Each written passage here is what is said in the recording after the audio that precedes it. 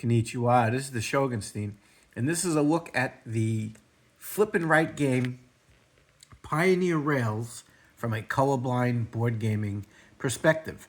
It's from Dranda Games. It's from Matthew Dunstan and Jeffery Allers. Dranda Games. This is a flip and right game with the team of the Railroads and the Old West. We purchased the base game at our friendly local game store here in the Phoenix area, Imperial Outpost Games. And then the nice people at Dranda Games sent us the expansion, the Forest expansion, and the company owner's expansion for review purposes. So just to be transparent, we did buy the base, but they did send us the expansions for review purposes. So we're going to look at the game just from a colorblind perspective. This is not a review of the actual game play.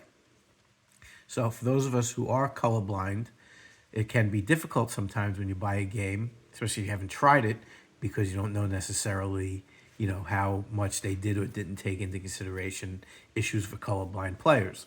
So there's nothing worse than being a gamer. You spent a decent amount of money on a game and you can't play it because of colorblind issues. So I hope this video helps. This is based on my colorblindness, which tends to be red-green, blue-purple. People have different levels of colorblindness. So again, I hope this helps our colorblind gamers. Again, I want to thank the people at Dranda Games for sending us those expansions and being interested in issues of colorblind board gaming. So we appreciate that they were willing and very thankful that they sent us the game for us to do that. So we appreciate their commitment to trying to make games more colorblind friendly. So with a flip and right, you get a map that you're going to be writing on, doing your things, your different moves and plays, what you're going to do. So again, the idea of a roll and right, flip and right.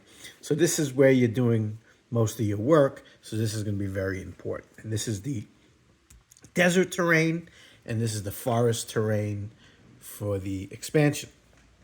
So the actual terrains themselves is kind of small. So it can be, a little bit of a challenge. That's more because of the size of the map here, and the hex is not necessarily a colorblind issue. Now, what they did very nicely is, even if you have any kind of trouble with telling the terrain apart, you can see the symbols that match the various actions you can take in the hexes. So you really don't have to rely on looking at the terrain. So it's very easy to see the icons for the different movements you're going to make. Obviously, the water is very clear. You can tell where the river is, so that's not an issue. And again, you got your desert terrain. You got your forest terrain. It's easy to see the suits for the cards because there's a poker mechanism in the card where the suit is going to determine where you put your railroad tracks. So there's no issue. It's very easy to see where the suit is, which is where you're going to be branching off for your trains. So again, very clear icons for all the different movements you're going to get, and they match up with what's on the hexes. So again, they did a nice job. Even though it's small, they did a nice job. You can see very clearly what actions, what rewards you're going to get when you make the different movements, when you make the different trains. So for me, at least with my colorblindness, no issues using the sheets where you're going to be doing most of the game. Now, so again, no issues with the forest or with the desert. And again, clear icons. And it's all explained in the rule book. And again, I had no issues with figuring out where things were. That's not the case with a game, in my opinion, like Hadrian's Wall, which I love. It's another flip and right, but I had a lot of problems with trying to be able to read their sheets. So the sheets here, I think they did a nice job. And again, the icons are very colorblind friendly. Now, you have a poker mechanism, so the playing cards are very important.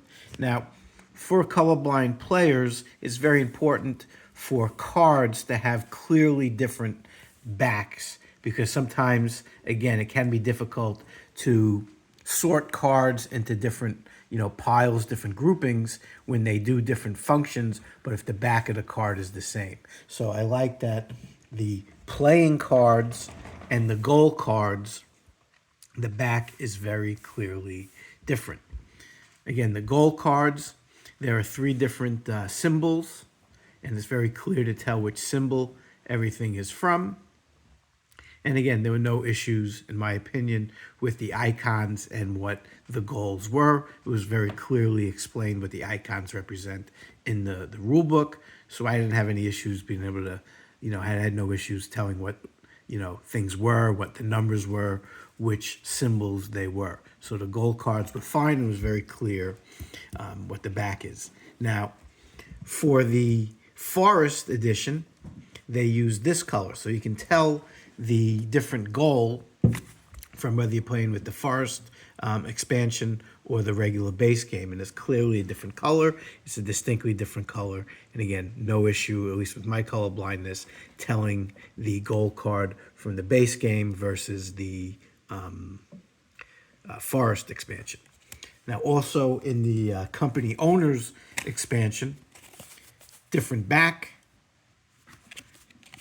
And again, the symbols and what everything means was clear to see on the flip side for the company owners, clearly explained in the rule book. But again, you have a different back. So you can tell clearly what is a goal card, what is a company owner's card. So nice job with the cards.